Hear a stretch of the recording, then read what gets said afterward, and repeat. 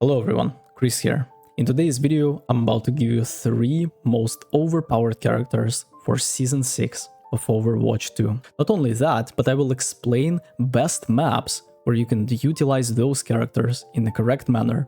I'm gonna explain to you the comps that you can run with your friends or ask for when you are going for the solo queue ranked. Let's get started. And the first overpowered character that I would like to touch on is going to be D.Va. With the recent Season 6 changes, this character received a minor buff in her thrusters, and now her shift is 3.5 second cooldown instead of 4.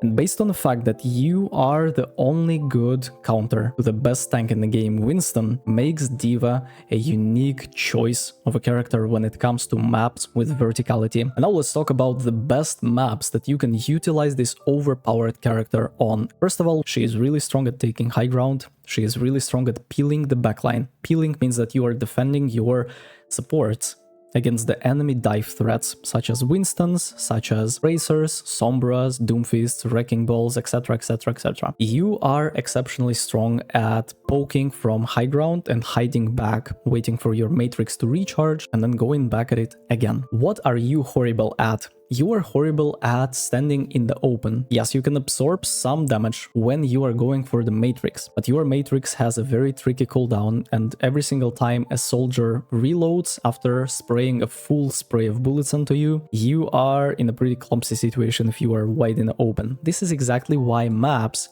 where Sigma is present, such as sniper maps, right? So it's gonna be Havana, Chunkertown, and Circuit Royale. These maps are horrendous choice for D.Va, as not only you are playing into your worst counter, which is Sigma. He can rock you, you cannot do anything against him. It is just a complete disaster. But there is just no high ground to utilize your character on, and this is exactly maps such as Watchpoint Gibraltar, Dorado, Numbani, Paraiso are exceptionally great. Note that there are viable picks such as Hollywood, such as Elias, the point with 2 high grounds that you can see on the picture, Busan, exactly this point on Widow high grounds that you can utilize D.Va on, as well as it's pretty decent on Route. Now we will talk about the best comps that you can run D.Va into in order to upgrade your game, get more wins, improve, and rank up as a result. For the best team comps, we have to refer to the maps we are playing. The current meta, let's play a game where we are going for the Hollywood or we are going for Watchpoint Gibraltar. Let's go for Watchpoint Gibraltar, and now let's talk about the best characters lineup that you can possibly go for in order to maximize your potential as the character. First of all, you have a support that has the ability to follow you up with your shift, with your thrusters. This is going to be Echo, and a great character with Echo is going to be Mercy. The fact that you don't really need that much healing and Ana can do it all alone makes this pocket very, very viable and very strong. Mercy does not need to heal bot. Mercy does not need to really go for an ADHD kind of playstyle when she heals there, heals here, heals everywhere, and instead she can focus on going for the damage boost on the Echo, making this character an absolute animal, absolute beast when it comes to maps with verticality.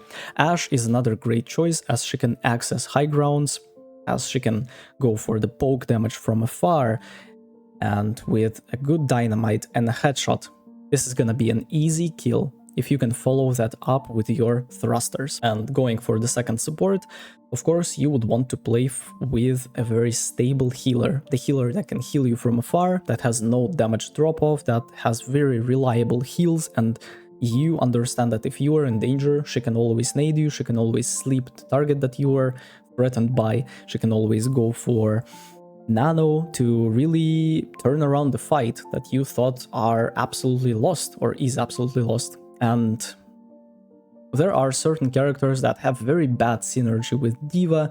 If you look at supports, you have Baptiste, which is like, why would you even play Baptiste with D.Va? You cannot realistically hit many heals when she is up in the air. It has very bad synergy with Echo, you cannot really heal her. Your window has nothing to do with D.Va's ability. Another bad character is going to be Lucio. The speed boost is not the problem that D.Va has to solve in order to be useful. Let's go for the next overpowered character for the Season 6, and this is going to be Torbjorn.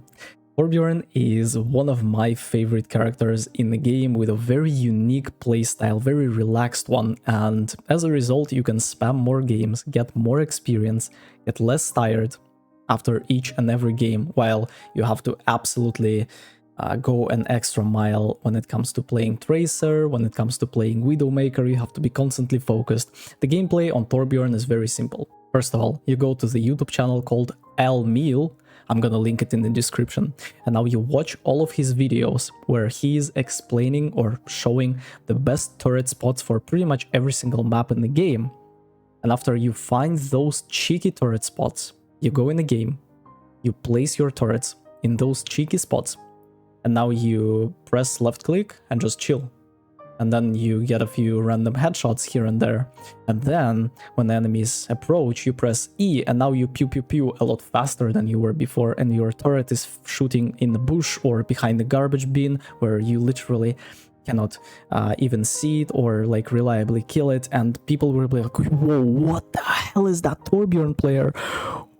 What is the boy cooking? This is exactly what I absolutely love about this character. Let's go for the best maps for Torbjorn, and I will explain the comps to play with. It's very interesting how I'm thinking about the best maps for this character, and I realized that this power has shifted from his turret towards his left click and right click with the ability to overload and go for the really fast pew pew pew. You don't really care about the map. What you care about is counter picks. Characters who can destroy your turret and yourself with ease, such as Widowmaker, Hanzo, Reaper, Echo Mercy, Pharah Mercy, are exceptionally annoying to play against.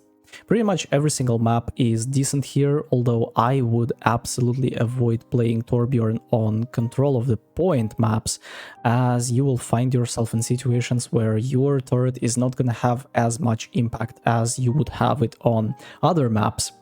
But in reality, you can OTP Torb and go for really high rank. Character, as I've said earlier, is very easy to use, very fun, and exceptionally annoying and strong. This is like a modern day sniper character with a lot of HP and pretty much no risks of dying when you're just AD behind the wall, left and right, and yeah.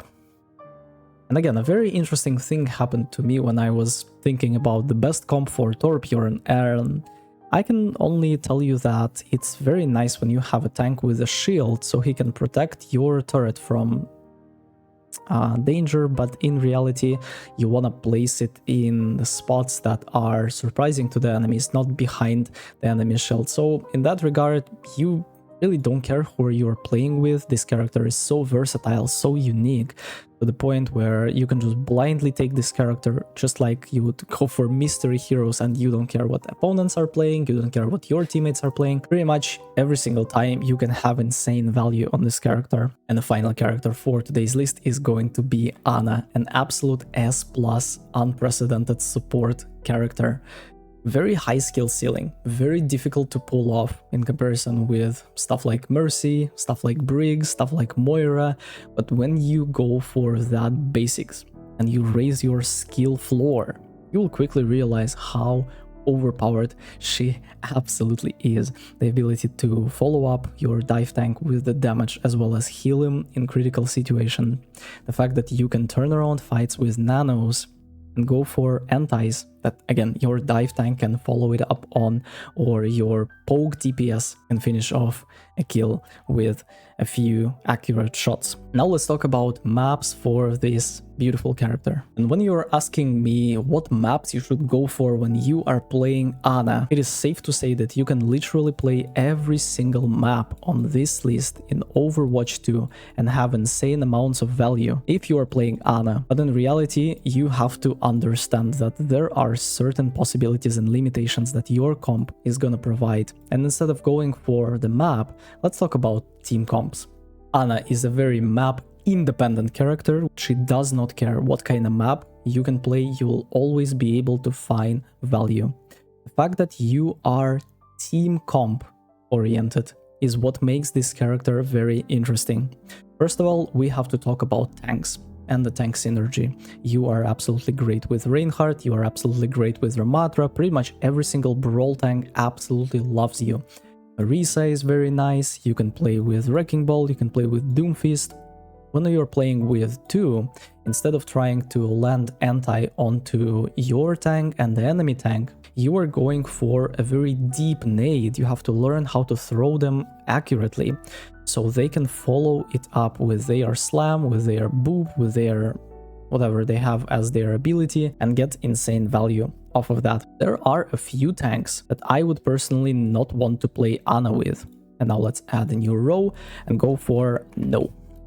I mean, you can play with them, but this is gonna be a throw, right? This is gonna be a best comp again. D.Va is great. Roadhog is not a tank, it's Disaster and Abomination. I'm talking about Sigma, and I'm talking about Junker Queen. Let me explain. When you are playing Sigma, you are playing on Junkertown, Havana, and Circuit Royale. Sniper maps, long maps. The fact that you can easily get headshotted by Widowmaker and Hanzo, the fact that you can get easily poked out by Zenyatta and Baptiste, and Sigma is also a threat to you.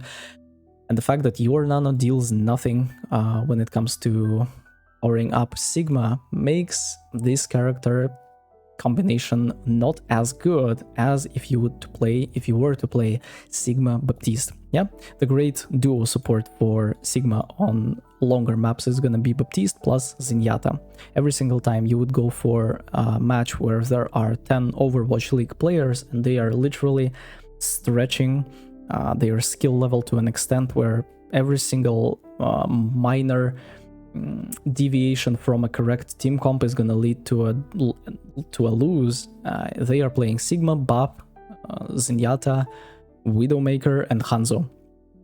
And let's say that you would want to play Ashe here, you're gonna get destroyed. Let's say you wanna play Echo here, you're gonna get destroyed. Let's say you wanna play Symmetra here, you're gonna get destroyed because of the geometry of the map and the synergy between the characters. So when you are playing Sigma, it's a lot easier for you to go for Baptiste, to have more value as a result. And looking for the Junker Queen, of course you rely on speed and you rely on cleanse. This is exactly why you go for Kiriko and Lucio as your best duo support character of choice for Junker Queen. You don't want to play Junker Queen plus Ana because you always want to go in and go out, you always want to find angles, and you always want to be aggressive when you're playing Junker Queen. And Ana cannot really support that aggression, but Kiriko, with a very slim model, with the fact that you can follow Junker Queen with the damage, the fact that she can use her Carnage or Rampage or whatever her ultimate is, and then you can TP, you can cleanse it and go for that juicy headshot damage, is insanely powerful.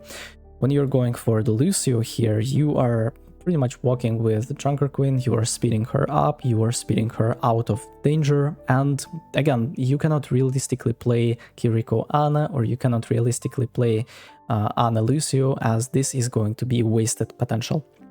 So this is going to be it for today's video. Hopefully you found it useful.